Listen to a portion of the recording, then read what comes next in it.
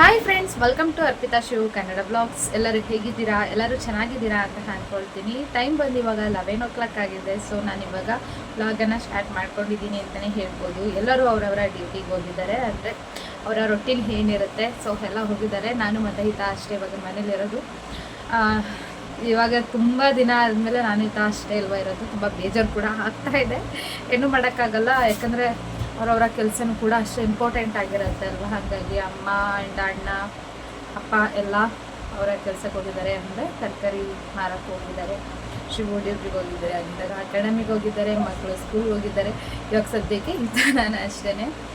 Vlog ಸ್ವಲ್ಪ ಲೇಟಾಗೇ start ಮಾಡಿಕೊಂಡೆ, ಯಾಕಂದರೆ ಇದೊಂದು ರೊಟೀನ್ ಏನಿದೆ, ಮಾರ್ನಿಂಗ್ ರೊಟೀನ್ ಏನಿದೆ ಅದನ್ನೆಲ್ಲ ಕಂಪ್ಲೀಟ್ ಮಾಡಿ ಅವಳಿಗೂ ಕೂಡ ತಿಂಡಿ ತಿನ್ನಿಸಿ.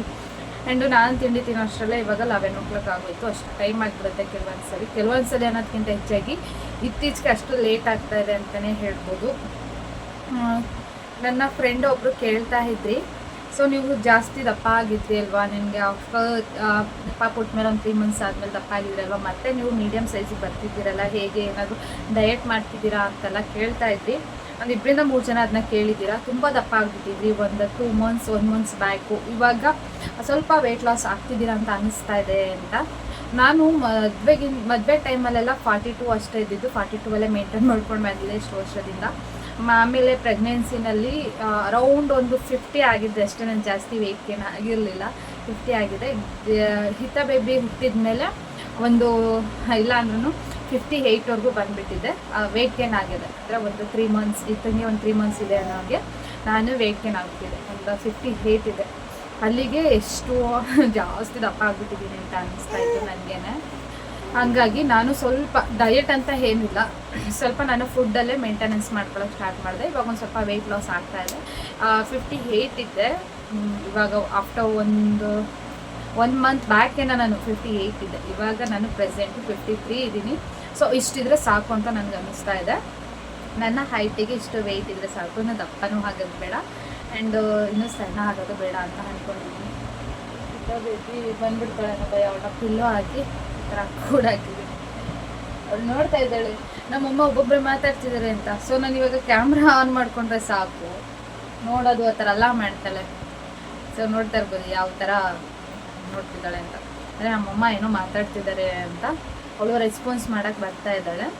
ಸೊ ಅಷ್ಟೇ. ಹಾಗೆ ಇನ್ನೂ ಯಾರು ನನ್ನ ಚಾನಲ್ನ ಸಬ್ಸ್ಕ್ರೈಬ್ ಮಾಡಿಲ್ಲ, ಪ್ಲೀಸ್ ಹೋಗಿ ಸಬ್ಸ್ಕ್ರೈಬ್ ಮಾಡ್ಕೊಳ್ಳಿ ಅಂತ ಕೇಳ್ಕೊಳ್ತೀನಿ. ಸೊ ನನ್ನ ಚಾನಲಲ್ಲಿ ಲೆಂತಿ ವಿಡಿಯೋ ಸ್ವಲ್ಪ ವ್ಯೂಸು ತುಂಬ ಕಮ್ಮಿ ಹೋಗ್ತಾ ಇದೆ, ಯಾಕಂದರೆ ತುಂಬ ಗ್ಯಾಪ್ ಬಿಟ್ಬಿಟ್ಟಿನಲ್ಲ, ಅದಕ್ಕೋಸ್ಕರ.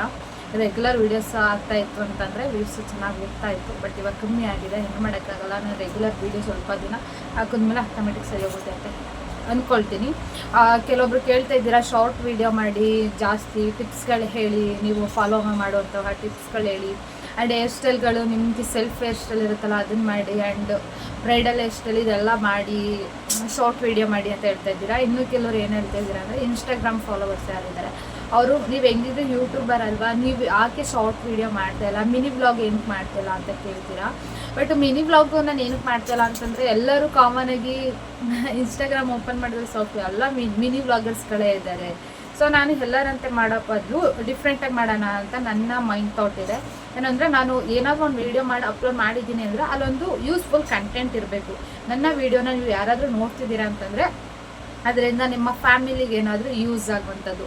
ಐ ಮೀನ್ ಇವಾಗ ಹೇರ್ ಸ್ಟೈಲ್ದು ಹಾಕ್ತೀನಿ ಅಂತಂದರೆ ಒಬ್ಬರು ಕಾಮನಾಗಿ ಎಲ್ಲರಿಗೂ ಗೊತ್ತಿರೋ ಒಂದು 2-3 ಜನಕ್ಕಾರು ಗೊತ್ತಿರಲ್ವಾ, ಅದು ಯೂಸ್ ಆಗಬೇಕು. ಇಲ್ಲ ಏನಾದರೂ ಒಂದು ಟಿಪ್ಸ್ ಇರಬೇಕು.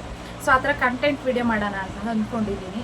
ಹೇರ್ ಸ್ಟೈಲ್ ವೀಡಿಯೋಸು ಆ್ಯಂಡ್ ಇವಾಗ ಫ್ಲೋರಲ್ ಆರ್ಟ್ ಎಲ್ಲ ಕಲ್ತಿದ್ದೀನಿ ಅಲ್ವಾ, ಫ್ಲೋರಲ್ ಆರ್ಟ್ ಇರ್ಬೋದು, ಹೇರ್ ಸ್ಟೈಲ್ ಇರ್ಬೋದು, ಆ್ಯಂಡ್ ಕೆಲವೊಂದು ಟಿಪ್ಸ್ ಇರ್ಬೋದು, ಬೇಬಿ ಟಿಪ್ಸ್ ಇರ್ಬೋದು. ಇವಾಗ ಸದ್ಯಕ್ಕೆ ನಾನು ನ್ಯೂ ಮಾಮ್ ಆಗಿರ್ಬೋದು, ನ್ಯೂ ಮಾಮ್ ಆದ ತಕ್ಷಣ ನಾನು ಕೆಲವರಿಂದ ಕಲ್ತಿರ್ತೀನಿ ಅಲ್ವಾ, ಅದನ್ನು ಕೂಡ ಶೇರ್ ಮಾಡ್ಕೊಳ್ಳೋದಾಗಿರ್ಬೋದು. ಈ ಥರ ಮಾಡೋಣ ಅಂತ ಅಂದ್ಕೊಂಡಿದ್ದೀನಿ. ಮಿನಿ ವ್ಲಾಗ್ ನನಗೇನು ಇದಲ್ಲ, ಎದನ್ನ ತಿನ್ನ ಓಡಾಡೋದನ್ನ ಕ್ಯಾಪ್ಚರ್ ಮಾಡಿ ನನಗೆ ಅಪ್ಲೋಡ್ ಮಾಡೋಕ್ಕೇನು ಕಷ್ಟ ಏನಲ್ಲ, ಬಟ್ ಮಾಡ್ಬೋದು. ಬಟ್ ನನಗೆ ಆ ಥರ ಇಷ್ಟ ಇಲ್ಲ. ಒಂದು ಏನಾದರೂ ಮಾಡ್ತಿದ್ದೀನಿ ವೀಡಿಯೋನ ಅಂದರೆ ಅಲ್ಲೊಂದು ಕಂಟೆಂಟ್ ಇರಬೇಕು. ನೀವು ನನ್ನ ವ್ಲಾಗನ್ನು ರೆಗ್ಯುಲರ್ ನೋಡಿರೋರು ಗೊತ್ತಿರುತ್ತೆ, ನಾನು ಜಸ್ಟ್ ವ್ಲಾಗನ್ನು ಅಷ್ಟೇ ಮಾಡಿರಲ್ಲ. ಅಲ್ಲಿ ಏನಾದರೂ ಒಂದು ಟಿಪ್ಪಾರು ನಾನು ಹೇಳಿರ್ತೀನಿ, ಇಲ್ಲ ಮೋಟಿವೇಶನ್ ಥಾಟಾರು ಹೇಳಿರ್ತೀನಿ, ಇಲ್ಲಾಂದರೆ ಏನಾದ್ರು ಟಿಪ್ಸಾರು ಹೇಳಿರ್ತೀನಿ, ಇಲ್ಲಾಂದರೆ ಏನಾದ್ರು ಹೇರ್ ಸ್ಟೈಲಾರು ಹ್ಯಾಡ್ ಮಾಡಿರ್ತೀನಿ, ಇಲ್ಲ ಏನಾದ್ರು ರೆಸಿಪಿ ಹ್ಯಾಡ್ ಮಾಡಿರ್ತೀನಿ. ಒಂದು ಏನೂ ಇಲ್ಲ ಆ ವ್ಲಾಗಲ್ಲಿ ಅಂತಂದರೆ ಒಂದು ನನ್ನ ಎಕ್ಸ್ಪೀರಿಯೆನ್ಸ್ ಪ್ರಕಾರ ಒಂದು ಮೋಟಿವೇಟ್ ಥಾಟ್ ಆದರೂ ನಾನು ಅಲ್ಲಿ ಶೇರ್ ಮಾಡಿರ್ತೀನಿ ಅಷ್ಟೇ. ನನಗೇನಪ್ಪ ಅಂತಂದರೆ ನಾನು ವೀಡಿಯೋ ಮಾಡ್ತಿದ್ದೀನ, ನನ್ನ ವ್ಯೂಸ್ ಬರಬೇಕಾ, ಲೈಕ್ಸ್ ಬರಬೇಕಾ, ಅದನ್ನ ಅರ್ನಿಂಗ್ಸ್ ಬರಬೇಕಾ ಅನ್ನೋದಷ್ಟೇ ನನ್ನ ಮೈಂಡ್ ಥಾಟಲ್ಲಿಲ್ಲ. ಸೊ ನನ್ನ ನಂಬಿ ನನ್ನ ವೀಡಿಯೋಸ್ ಯಾರು ನೋಡ್ತಿದ್ದಾರೆ ಅವ್ರಿಗೆ ಸ್ವಲ್ಪನಾದರೂ ಯೂಸ್ ಆಗಬೇಕನ್ನೋದಷ್ಟೇ ನನ್ನ ಮೈಂಡ್ ಥಾಟ್ ಇರೋದು. ಸೊ ಹಂಗಾಗಷ್ಟೇ ನೋಡೋಣ ಇನ್ಮೇಲೆ ಮಿನಿ ವ್ಲಾಗ್ ಮಧ್ಯದಲ್ಲಿ ಎಲ್ಲಾದರೂ ಟ್ರಾವೆಲಿಂಗ್ ಏನಾದ್ರು ಮಾಡ್ತಿದ್ರೆ ಟ್ರಾವೆಲ್ ವ್ಲಾಗ್ಸು ಮಿನಿ ವ್ಲಾಗ್ಸ್ ನಾನು ಶೇರ್ ಮಾಡ್ಕೊಳ್ತೀನಿ. ಆದಷ್ಟು ಬೇಗ ಮಾಮೂಲಿ ಇನ್ಸ್ಟಾಗ್ರಾಮಲ್ಲಿ ಕೂಡ ಆ್ಯಕ್ಟಿವ್ ಆಗ್ತೀನಿ. ನನ್ನ ಪರ್ಸ್ನಲ್ ಅಕೌಂಟ್ ಏನಿದೆ ಅದರಲ್ಲಿ ನಾನು ಯೂಟ್ಯೂಬ್ ಬಗ್ಗೆ ಒಂದು 2-3 ವೀಡಿಯೋ ಅಷ್ಟೇ ಹಾಕಿರೋದು. ನಾನು ಸ್ಟೋರಿನೂ ಏನು ಜಾಸ್ತಿ ಹಾಕಲ್ಲ. ನಾನು ಈ ವಿಡಿಯೋ ಅಪ್ಲೋಡ್ ಮಾಡಿದ ತಕ್ಷಣ ಅಲ್ಲೂ ಸ್ಟೋರಿ ಏನು ಶೇರ್ ಮಾಡ್ಕೊಳ್ಳಲ್ಲ. ವಿಡಿಯೋ ಅಪ್ಲೋಡ್ ಮಾಡಿದ್ದೀನಿ, ಬನ್ನಿ ನೋಡಿ ಬನ್ನಿ ಅಂತ ಇದ್ದೀನಿ. ಇನ್ಮೇಲೆ ನೋಡೋಣ. ಸೊ ಇನ್ಸ್ಟಾಗ್ರಾಮಲ್ಲೂ ಕೂಡ ಆ್ಯಕ್ಟಿವ್ ಆಗೋಣ ಅಂತ ಅಂದ್ಕೊಂಡಿದ್ದೀನಿ. ಇನ್ಮೇಲೆ ನೀವು ನನ್ನ ಚಾನಲ್ನ ಸಬ್ಸ್ಕ್ರೈಬ್ ಮಾಡ್ಕೊಳ್ತಂದರೆ ಏನಾದರೂ ಒಂದು ಕಂಟೆಂಟ್ ಅಂತೂ ದಿನಕ್ಕೊಂದು ಕಂಟೆಂಟ್ ಅಂತೂ ಇರೋದಂತೂ ಗ್ಯಾರಂಟಿ. ಯಾಕಂದರೆ ನನಗೆ ನಾನೇ ಚಾಲೆಂಜ್ ಮಾಡ್ಕೊಂಡಿದ್ದೀನಿ ಅಂತಲೇ ಹೇಳ್ಬೋದು. ವೀಡಿಯೋನ ಸ್ಕಿಪ್ ಮಾಡದೆ ಹೆಂಡೋರ್ಗು ನೋಡಿ. ಇವತ್ತಿನ ನನ್ನ ರೂಟೀನ್ ಯಾವ ರೀತಿ ಕಂಪ್ಲೀಟ್ ಆಗುತ್ತೆ ಆ್ಯಂಡ್ ಇವತ್ತು ಯೂಸ್ಫುಲ್ ಕಂಟೆಂಟ್ ಏನಿರುತ್ತೆ ಅಂತ ಗೊತ್ತಾಗಬೇಕಂದ್ರೆ ವೀಡಿಯೋನ ಸ್ಕಿಪ್ ಮಾಡದೆ ಹೆಂಡೋರ್ಗು ನೋಡಬೇಕು. ಸೊ ಬನ್ನಿ ವಿಡಿಯೋನ ಸ್ಟಾರ್ಟ್ ಮಾಡೋಣ. ವೆದರ್ ಅಂತೂ ತುಂಬ ಕೂಲಾಗಿದೆ, ಯಾಕಂದರೆ ಮಳೆ ಬಂದು ಹೋಗಿದೆ. ನಾನು ಮತ್ತು ಹಿತಾಶ್ರೀ ಅನಿತಕ್ಕಂಗೆ ವೆಯ್ಟ್ ಮಾಡ್ತಾಯಿದ್ದೀವಿ, ಯಾಕಂದರೆ ಊಟ ಟೈಮ್ ಆಯಿತು, ಅಕ್ಕ ಬರ್ತಾರೆ ಅಂತ. ಗಾಡಿ ಸೌಂಡ್ ಆಯಿತು, ಅಕ್ಕನೋ ಏನೋ ಗೊತ್ತಿಲ್ಲ, ನೋಡೋಣ. ಅಲ್ಲಿ ಅಕ್ಕ ಬರ್ತಾಯಿದೆ. ನಾನು ಮತ್ತು ಹಿತ ಕಾಯ್ಕೊಂಡು ಕೂತಿದ್ವಿ ಮನೆಯಿಂದ ಹೊರಗಡೆ. ಅವರೇನೇ ಅಂತ ಅನ್ನಿಸ್ತಾ ಇದೆ, ನೋಡೋಣ. ಸೊ ಅಕ್ಕನೇ ಬರ್ತಿರೋದು.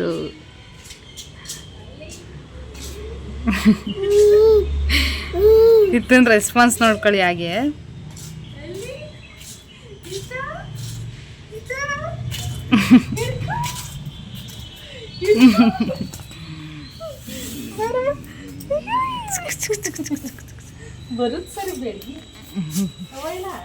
ವ್ಯಾಪಾರಕ್ಕಾಯ್ತು.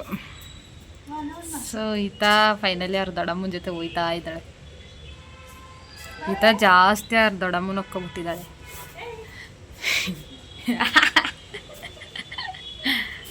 ನಮ್ಮ ಮನೆಯಿಂದ ಮೇಲ್ಗಡೆ ಮನೆಗೆ ಹೋಗ್ತಾ ಇದ್ದೀನಿ. ಸೊ ಈತ ಅವ್ರ ದೊಡ್ಡಮ್ಮ ಬಂದ ತಕ್ಷಣ ಎಸ್ಕೇಪ್ ಆಗಿಬಿಟ್ಲು. ಅವ್ರ ದೊಡ್ಡಮ್ಮ ಅಂದರೆ ಅಷ್ಟು ಇಷ್ಟ ಅವಳಿಗೆ. ಲಾಸ್ಟ್ ಟೈಮು ನಮ್ಮ ಪಾಟಲ್ಲಿ ಯಾವ್ಯಾವ ಗಿಡ ಹಾಕಿದ್ದೀವಿ ಅಂತ ಹೇಳಿದ್ದೆ. ಆವಾಗ ಹೂವು ಬಗ್ಗೆ ಕೇಳಿದ್ರಿ, ಬ್ಲೂಬೆರಿ ಎಲ್ಲಿ ಸಿಗುತ್ತೆ, ಸೊ ನಿಮಗೆ ಸಿಕ್ಬಿಟ್ಟಿದೆ ಅಂತ ಕೇಳಿದ್ರಿ. ಸೊ ಇದು ಮೇಲ್ಗಡೆ ಹೂ ಕುಯ್ಕೊಂಡ್ರೆ ಕೆಳಗಡೆಯಿಂದ ಬರುತ್ತೆ. ನಮಗೆ ಒಂದು ಅಕ್ವೇರಿಯಂ ಶಾಪ್ ಇದೆ ನಮ್ಮ ನಿಯರೇ, ಅಲ್ಲಿ ಸಿಕ್ಕಿದ್ದು. ಇನ್ನೊಂದು ಗುಡ್ ನ್ಯೂಸ್ ಏನಪ್ಪ ಅಂದರೆ ನಮ್ಮ ಬ್ರಹ್ಮ ಕಮಲ ಮುಗ್ಬಿಟ್ಟಿದೆ.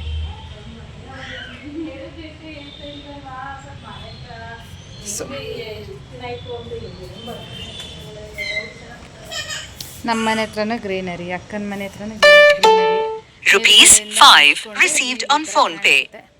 ತುಂಬಾ ಖುಷಿ ಆಗುತ್ತೆ. ಒಂಥರ ಪಾಸಿಟಿವ್ ವೆಬ್ಸ್ ಬರುತ್ತೆ. ಅದಕ್ಕೆ ನನಗೆ ಗಾರ್ಡನಿಂಗ್ ಅಂದರೆ ತುಂಬ ಇಷ್ಟ ಆಗೋದು. ಸೊ ಬನ್ನಿ ವಿಡಿಯೋನ ಕಂಟಿನ್ಯೂ ಮಾಡೋಣ.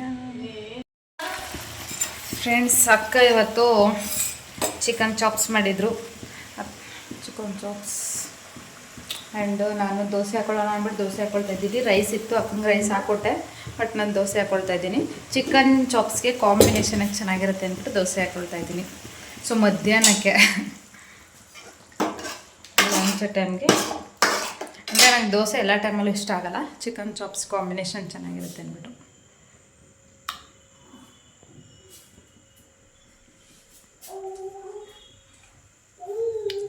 ತವ ಕಾಯೋಷ್ಟರಲ್ಲಿ ಬೋರಿಂಗು.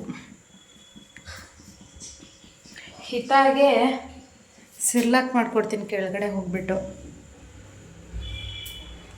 ಸೊ ಅದಿಲ್ಲೇ ಇದೆ, ಪೌಡರ್ ಎತ್ಕೊಬಿಡ್ತೀನಿ. ನೀನು ತಿನ್ಕೊಂಡು ಹೊರಡು, ನಾನು ಅವಳು ತಿನ್ನಿಸ್ತೀನಿ. Friends, afternoon lunch is ready. So ನಮಗೆ ಕೆಳಗಡೆ ಕೂತ್ಕೊಂಡು ತಿಂದ್ರೇ ಕಂಫರ್ಟಬಲ್ ಅಲ್ವಾ. ಊಟ ಮಾಡಿಕೊಂಡು ಅಕ್ಕನೂ ಏನೋ ಹೊರಡ್ತಾರೆ. ಅವರು ಬ್ಯುಸಿಲಿ ಊಟ ತಿನ್ಕೊಳ್ತಾ ಇದ್ದಾರೆ. ಅವ್ರು ಊಟ ತಿನ್ಕೊಂಡು ಹೊರಡ್ತಾರೆ ನೇನೋ, ಅದಕ್ಕೆ ನಾನು ಅವ್ರ ಜೊತೆನೇ ಬೇಗ ತಿನ್ಬಿಟ್ಟು ಈತ ಬೇಬಿಗೆ ಸಿರ್ಲಾಕ್ ಮಾಡೋಕ್ಕೆ ಕೆಳಗಡೆ ಹೋಗ್ತೀನಿ. ಬನ್ನಿ ಬನ್ನಿ ಬನ್ನಿ. ಫ್ರೆಂಡ್ಸ್, ಇತ್ತಂಗೆ ರಾಗಿ ಸರಿ ಮಾಡ್ತಾ ಇದೆ. ಲಾಸ್ಟ್ ಟೈಮ್ ತೋರಿಸಿದ್ದು ಬರೀ ರಾಗಿದಷ್ಟೇ. ರಾಗಿನ ಮೊಳಕೆ ಬರೆಸ್ಬಿಟ್ಟು ಅದನ್ನು ಚೆನ್ನಾಗಿ ಒಣಗಿಸಿ ಪುಡಿ ಮಾಡಿ ಇದರಲ್ಲಿ ರಾಗಿ ಸರಿ ಮಾಡಿ ತೋರಿಸಿದೆ.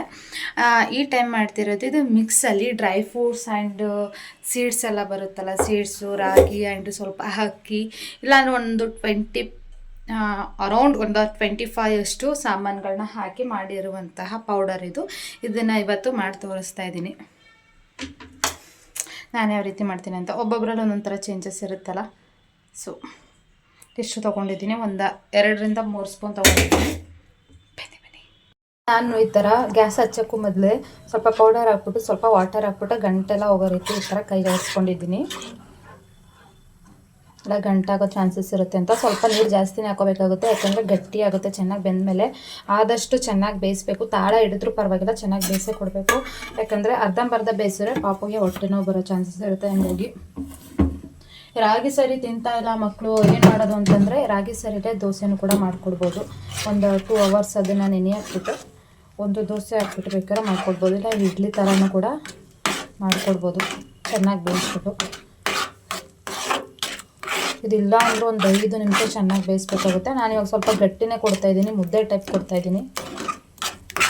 ಅವಳು ಏನಪ್ಪ ಅಂತಂದರೆ ತೆಳ್ಳಾಯಿತು ಅಂತಂದರೆ ಅವಳು ತಿನ್ನಲ್ಲ.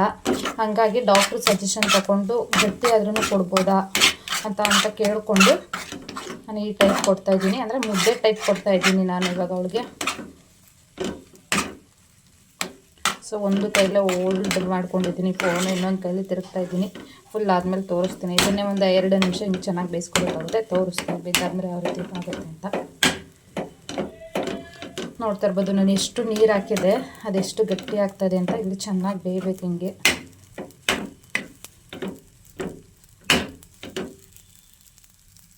ನೋಡ್ತಾ ಇರ್ಬೋದು ನಾನು ಇಲ್ಲ ಅಂದ್ರೂ ಇದನ್ನು ಒಂದು 5 ನಿಮಿಷದಷ್ಟು ಬೇಯಿಸಿದ್ದೀನಿ. ಇಷ್ಟು ಅಂದರೆ ಜಾಸ್ತಿ ಗಟ್ಟಿನೂ ಇಲ್ಲ, ಜಾಸ್ತಿ ತೆಳ್ಳೇನೂ ಇಲ್ಲ. ಇದ ಬೇಬಿ ಅಳ್ತಾ ಇದ್ದಾಳೆ. ಸೊ ಈ ಥರ ರೆಡಿ ಆಗೋವರೆಗೂ ಮಾಡ್ಕೋಬೇಕು. ನಿಮ್ಮ ಕೈಗೆ ಮುಟ್ಟಿದ್ರು ಕೂಡ ಅಂಟಬಾರ್ದು. ಏನೇನು ನೋಡ್ತಾ ಇರ್ಬೋದು, ಮುಟ್ಟು ತೋರಿಸ್ತಾ ಇದ್ದೀನಿ, ಚೂರು ಕೂಡ ಅಂಟ್ತಾ ಇಲ್ಲ. ಈ ಥರ ಮಾಡ್ಕೋಬೇಕು. ಫ್ರೆಂಡ್ಸ್, ನಾನು ಇದಕ್ಕೆ ಸ್ವಲ್ಪ ಮನೇಲೇ ಮಾಡಿರುವಂತಹ ತುಪ್ಪನ ಆ್ಯಡ್ ಮಾಡ್ಕೊಂಡಿದ್ದೀನಿ. ಇದು ಜಾಸ್ತಿ ಗಟ್ಟಿನೂ ಇಲ್ಲ ಮತ್ತು ಜಾಸ್ತಿ ತೆಳ್ಳೇನೂ ಇಲ್ಲ. ಈ ಥರ ಮಾಡಿದ್ರೆ ನಮ್ಮ ಪಾಪುಗೆ ಇಷ್ಟ ಆಗುತ್ತೆ. ಸೊ ಅದಕ್ಕೆ ಈ ಥರ ಮಾಡ್ಕೊಂಡಿದ್ದೀನಿ. ಫ್ರೆಂಡ್ಸ್, ಯಾವ್ಯಾವ ಗಿಡ ಹಾಕಿದ್ದೀನಿ ಅಂತ ಅಂದ್ಬಿಟ್ಟು ಇವತ್ತು ನಿಮ್ಮ ಜೊತೆ ಶೇರ್ ಮಾಡ್ಕೊತೀನಿ. ರ್ಯಾಂಡಮಾಗಿ ಶೇರ್ ಮಾಡ್ಕೊಳ್ತಾ ಇದ್ದೀನಿ, ಫುಲ್ ಡೀಟೇಲಾಗಿ ಶೇರ್ ಮಾಡ್ಕೊಳ್ತಾ ಇಲ್ಲ. ಇಲ್ಲಿ ಮುತ್ತಿನ ಮಲ್ಲಿಗೆ ಹೂವು ಅಂತ ಹೇಳ್ತಾರಲ್ಲ, ಅದು ಹಾಕ್ಕೊಂಡಿದ್ದೀನಿ. ಅದ್ರ ಹಿಂದೆ ಕಾಕಡ ಗಿಡ ಆ್ಯಂಡ್ ಮಲ್ಲಿಗೆ ಗಿಡನೂ ಕೂಡ ಹಾಕ್ಕೊಂಡಿದ್ದೀನಿ. ಇಲ್ಲಿ ಬಂದು ಮೆಹಂದಿ ಗಿಡಗಳನ್ನ ನಾನು ತುಂಬ ಒಂದು 3-4 ಕಡೆ ಹಾಕಿದ್ದೀನಿ. ಅಲ್ಲಂತ ಇರ್ಬೋದು, ಇಲ್ಲಂತಾಗಿರ್ಬೋದು. ತುಂಬ ಚೆನ್ನಾಗಿ ಚಿಗುರಿದೆ. ತುಂಬ ಕೇರಾಗಿ ನೋಡ್ಕೊಳ್ತು ಅಂತಂದರೆ ಚೆನ್ನಾಗಿ ಬೆಳೆಯುತ್ತೆ. ಇದೇ ಬೇರೆ ಥರ ಜಾತಿ ಗಣಗ್ಲೆ ಅಂತ ಹೇಳ್ತಾರೆ. ಈ ಥರ ಗಣಗ್ಲೆ ಬರುತ್ತೆ. ನಾನು ಇದೇ ಫಸ್ಟ್ ಟೈಮ್ ಈ ಥರ ನೋಡಿದ್ದು. ಇದು ದೊಡ್ಡ ಮರನೇ ಆಗಿದೆ. ಇನ್ನೂ ಚೆನ್ನಾಗಿ ಬೇರೆ ಪ್ಲೇಸಲ್ಲಿ ಹಾಕಿದರೆ ತುಂಬ ದೊಡ್ಡದಾಗಿ ಮರ, ಇನ್ನೂ ದೊಡ್ಡದಾಗಿ ಆಗಿರೋದೇನೋ. ಯಾಕಂದರೆ ಬೇರೆ ಮರ ತಡೀತಾ ಇದೆ. ಇಲ್ಲಿ ಬಂತು ಅಂತಂದರೆ ಫ್ಯಾಷನ್ ಫ್ರೂಟ್ಸ್ ಆಗಿರ್ಬೋದು, ಸೀತಾಫಲ ಆಗಿರ್ಬೋದು, ತುಂಬ ಚೆನ್ನಾಗಿಬಿಟ್ಟಿದೆ. ನೋಡ್ತಾ ಇರ್ಬೋದು ಎಷ್ಟು ಚೆನ್ನಾಗಿಬಿಟ್ಟಿದೆ ಅಂತ. ಅದು ಇನ್ನೂ ಹಣ್ಣಾಗಿಲ್ಲ, ಬಟ್ ತುಂಬ ಬಿಟ್ಟಿದೆ. ತುಂಬ ಹಣ್ಣಾಗಿ ಉದುರುತ್ತಾಯಿತು, ಯಾರೂ ತಿಂತಾ ಇರಲಿಲ್ಲ. ಆ ರೇಂಜ್ಗೆಲ್ಲ ಬಿಟ್ಟಿತ್ತು ಒನ್ ಟೈಮ್. ಲಾಸ್ಟ್ ಟೈಮು ಸೀತಾಫಲ ನೋಡ್ತಾ ಇರ್ಬೋದು, ಎಲ್ಲ ಕಾಯಿ ಇದೆ. ಹಣ್ಣಾಗೋ ಚಾನ್ಸಸ್ ಇನ್ನು ಸ್ವಲ್ಪ ದಿನದಲ್ಲೇ. ನಿನ್ನೆನೇ 2 ಮರದಲ್ಲೇ ಹಣ್ಣಾಗಿತ್ತು, ತುಂಬ ಚೆನ್ನಾಗಿತ್ತು. ನಾನು ಶೀತ ಅಂದ್ಬಿಟ್ಟು ಕೊಡಲಿಲ್ಲ, ಬಟ್ ಆದರೂ ಒಂದು ಟೇಸ್ಟ್ ಮಾಡಿದೆ. ಮರದಲ್ಲೇ ಹಣ್ಣಾದಾಗ ತುಂಬ ಚೆನ್ನಾಗಿರುತ್ತೆ ಟೇಸ್ಟ್ ಅಂತಲೇ ಹೇಳ್ಬೋದು. ಈ ಪಪ್ಪಾಯ ಆಗಿರ್ಬೋದು, ಪೊನೆಗ್ರಾಮ್ ಆಗಿರ್ಬೋದು, ತುಂಬ ಚೆನ್ನಾಗಿಬಿಡುತ್ತೆ. ನಾವು ಪಪ್ಪಾಯನ ಅಷ್ಟು ಇಷ್ಟಪಡಲ್ವಲ್ಲ. ಇಲ್ಲಿ ಕುಂಬಳಕಾಯಿ ಹಂಬು ಕೂಡ ಹಬ್ಬಿದೆ. ಆ್ಯಂಡ್ ದಾಸವಾಳಗಳು ವೆರೈಟೀಸ್ ಇದೆ. ಇಲ್ಲಾಂದ್ರೆ ಒಂದು 10-15 ಕಲರ್ಸ್ಗಳಿದೆ ಇಲ್ಲಿ ದಾಸವಾಳ ಅಂತಲೇ ಹೇಳ್ಬೋದು. ಇಲ್ಲಿ ಬಂತು ಅಂತಂದರೆ ನಂದಿ ಬಟ್ಲು ಹೂವು ಅಂತ ಕರೀತಾರೆ ಕೆಲವರು. ಇದು ರೇಷ್ಮೆ ಕಡ್ಡಿ ಥರ ಇದೆ, ನನಗೂ ಗೊತ್ತಿಲ್ಲ ಅದು ಯಾವುದು ಅಂತ. ಇಲ್ಲಿ ಶೋ ಐಟಮ್ಸ್ ಗಿಡಗಳಿಲ್ಲ ಅಂದರೂ ತುಂಬ ವೆರೈಟೀಸ್ ಶೋ ಐಟಮ್ಸ್ ಗಿಡಗಳಿದೆ. ತುಂಬ ಕೇರ್ ಮಾಡ್ತು ಅಂದರೆ ತುಂಬ ಚೆನ್ನಾಗಿ ಬರುತ್ತೆ. ನಾನು ಪಾಟ್ಗಳು ತುಂಬ ಹಾಕಿದ್ದೀನಿ. ಇಲ್ಲಿ ತೋಟ ಥರ ಆ ಕಡೆಯಿಂದ ಈ ಕಡೆಗೆ ದಾಸವಾಳ ಗಿಡಗಳನ್ನ ಹತ್ರ ಹಾಕಿದ್ದಾರೆ. ಇದು ಮಲ್ಲಿಗೆ ಟೈಪೇನೆ, ಕಾಮ್ ಒಂಥರ ಆರೆಂಜ್ ಕಲರ್ ಬರುತ್ತೆ. ಇದಕ್ಕೆ ನೇಮ್ ಏನಂತ ಕರೀತಾರೆ ಅಂತ ನನಗೂ ಗೊತ್ತಿಲ್ಲ. ಸೊ ರ್ಯಾಂಡಮಾಗಿ ನಾನು ಎಲ್ಲೆಲ್ಲಿ ಯಾವ್ಯಾವ ಗಿಡ ಕಾಣಿಸುತ್ತೆ ಅಷ್ಟು ಮಾಡಿದ್ದೀನಿ ಅಷ್ಟೇ. ಆಮೇಲೆ ಮಲ್ಲಿಗೆನೂ ಕೂಡ ಒಂದು 2-3 ಥರ ಮಲ್ಲಿಗೆ ಗಿಡ ಇದೆ, ಮರಳೆ ಗಿಡ ಇದೆ, ಕಾಕಡ ಗಿಡ ಇದೆ. ಫ್ರೆಂಡ್ಸ್ ಅಂದ ತಕ್ಷಣ ಏನೋ ಹೊರಟಂಗೆ ಆಯಿತು. ತೋಟದೊಳಗಡೆ ಎಷ್ಟು ಹೊರಟೋಗ್ಲಿ ಅಂತ ಭಯ ಆಯ್ತದೆ. ಸೊ ತುಂಬ ವೆರೈಟೀಸ್ ಆಫ್ ಫ್ಲವರ್ಸ್ಗಳು ನಮ್ಮ ತೋಟದೊಳಗಡೆ ಇದೆ ಅಂತಲೇ ಹೇಳ್ಬೋದು. ಒಂದು ತೋಟಕ್ಕೆ ಬಂತು ಅಂತಂದರೆ ಒಂದು ರಿಲೀಫು. ನಾನು ಅಕ್ಕ ಹೋದ್ಮೇಲೆ ಅವಳಿಗೆ ತಿಂಡಿ ಮಾಡಿಸಿ ಲಂಚ್ ಮಾಡಿಸಿ ಅವಳನ್ನ ನೋಡ್ಕೊಳ್ಳೋದೇ ಆಯಿತು. ಇವಾಗ ತೋಟದ ಹತ್ರ ಬಂದು ರಿಲೀಫ್ ತಗೊಳ್ತಾ ಇದೆ. ತುಂಬ ವೆರೈಟೀಸ್ ಫ್ಲವರ್ಸ್ಗಳಿದೆ. ಇದು ಗಮ್ಮಂತದೆ. ಫುಲ್ಲು ಡೀಟೇಲ್ಸಾಗಿ ಯಾವಾಗಾದ್ರೂ ವಿಡಿಯೋ ಮಾಡ್ತೀನಿ ಯಾವ್ಯಾವ ಗಿಡಗಳಿದೆ ಅಂತ. ಒಂದು ರೌಂಡ್ ಬಂದೋಯ್ತು ಅಂದರೆ ಎಷ್ಟೋ ರಿಲೀಫ್ ಆಗುತ್ತೆ. ಅಯ್ಯೋ ಗಿಡಗಳನ್ನೆಲ್ಲ ಹಾಳು ಮಾಡಿಬಿಟ್ಟಿದೆ.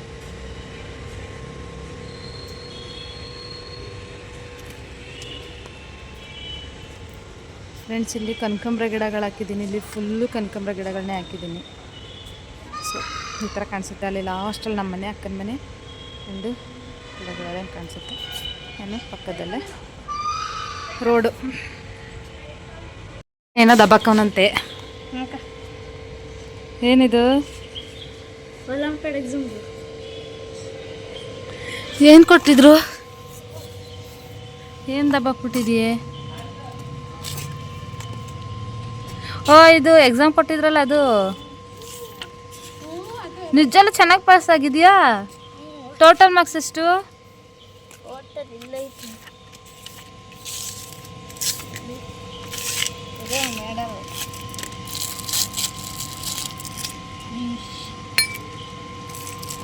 ಮೆಡಲು ಕೊಟ್ಬಿಟ್ಟಾರೆ.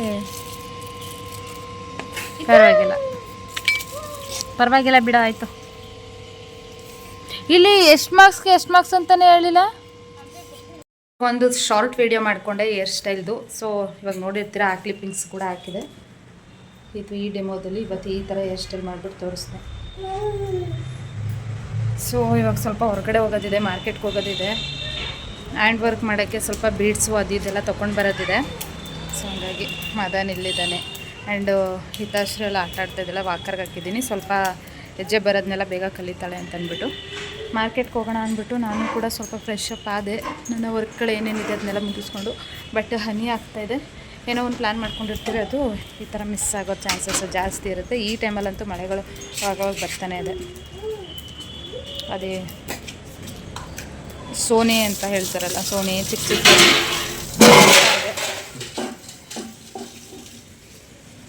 ನಮ್ಮ ಮನೆ ಪಕ್ಕನೇ ಹಾಲಿನ ಡೇರಿ ಇರೋದ್ರಿಂದ ಹಾಲಿನ ಪಾತ್ರೆಗಳೆಲ್ಲ ವಾಶ್ ಮಾಡ್ತಾ ಇದ್ದಾರೆ.